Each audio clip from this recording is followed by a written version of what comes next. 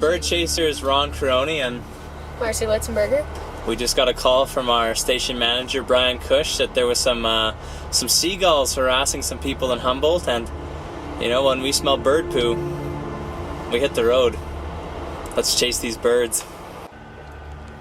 So because I really didn't know anything about what this bird situation was, I decided to call a friend. His name's Tristan Aiken. He's an environmental consultant down in Moose Jaw, about what this huge flock of birds was doing in Humboldt.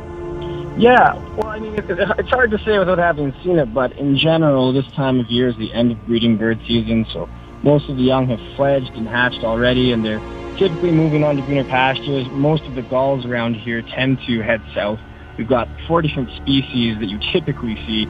Oftentimes they'll fly as far down as California, and basically that's what they're doing now is they're staging. So they'll be looking for larger wetlands where they can use as breeding or feeding stops along the way to basically wherever they're migrating to.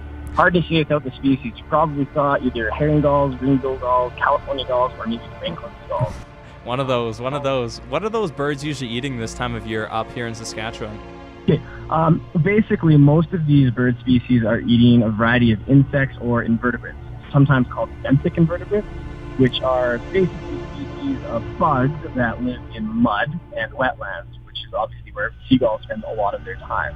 So there's a lot of species of birds that eat things like that, various ducks, grebes, terns, birds like that, and so oftentimes these are called staging areas, these large wetlands where they can go feed. And so when they are feeding on these invertebrates and insects and anything that they can find, gulls are very opportunistic in their feeding. Basically, once they've had enough to eat in the fall before they start their migration, they've packed on enough fat, built up enough energy source, and that's when they'll start to fly. So likely chances are these large flocks are a mixture of adult birds and juvenile birds, which are just fattening up the fly. So they're eating the dragonflies that are eating the mosquitoes. Maybe not that bad. Lots of black flies and anything that they can really get their hands on. Gulls are very opportunistic. They don't specialize really too much in anything. They'll go anything from bugs to fish, you name it, garbage, of course. So it really is hard to say. It depends on the species. There's large gulls and there's small gulls.